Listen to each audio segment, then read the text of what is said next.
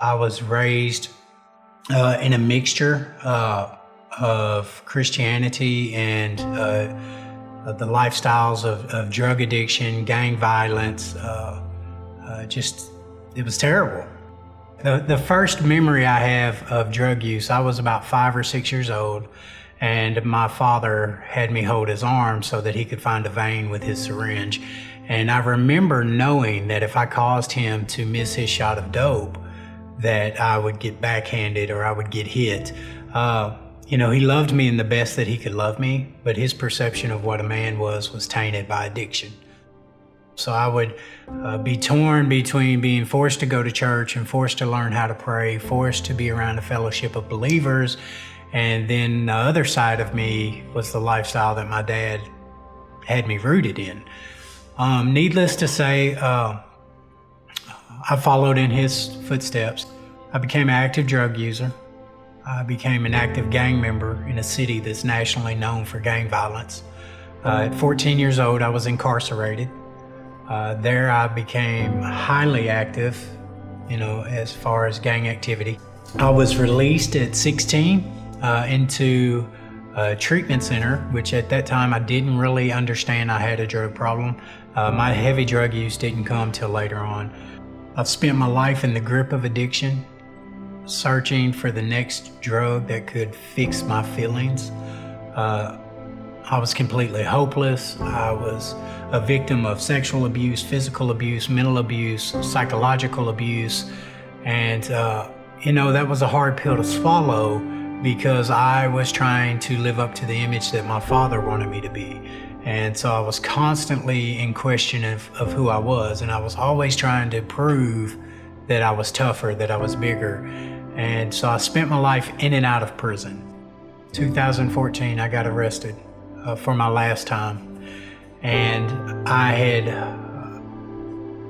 been up so long on the drugs that I was disoriented, I was discombobulated, I passed out in a car in the middle of nowhere with a substantial amount of drugs in my lap. I woke up to the sheriff's office beating on the window of the car. And I thought when I got arrested, that last time, that sense of hopelessness and dread, like I had literally given up. I knew that if I couldn't get accepted into a treatment center, that there was absolutely no way that I could beat the drug charge that I had pending.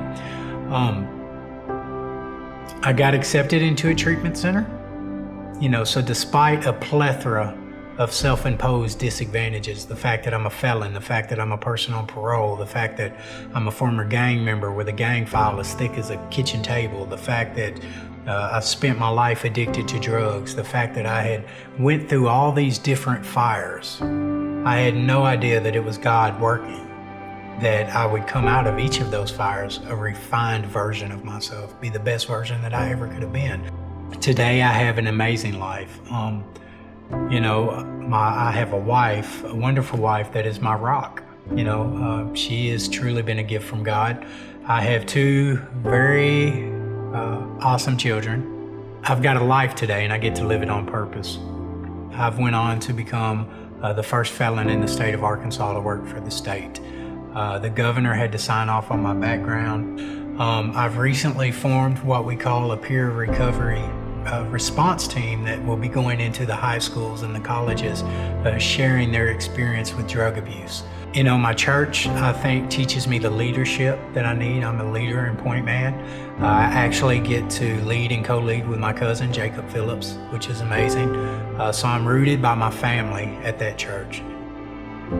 It's amazing, the transformation that's happened. I couldn't do it without my church. I couldn't do it without my fellowship. I couldn't do it without my recovery community. It really did take a village with me. I needed some of everybody to help me learn to live because my perception of what living life was completely twisted. It's nothing short of a miracle, I'm gonna be honest with you. How else do you take a 6-time loser on top of the juvenile incarcerations, the parole, and put him in a state office? That's all God. They had to update policies to hire me. You know, that is all God. There is no man-made reason for me to be alive and to be sitting here as a successful, productive member of society other than God had a plan this entire time.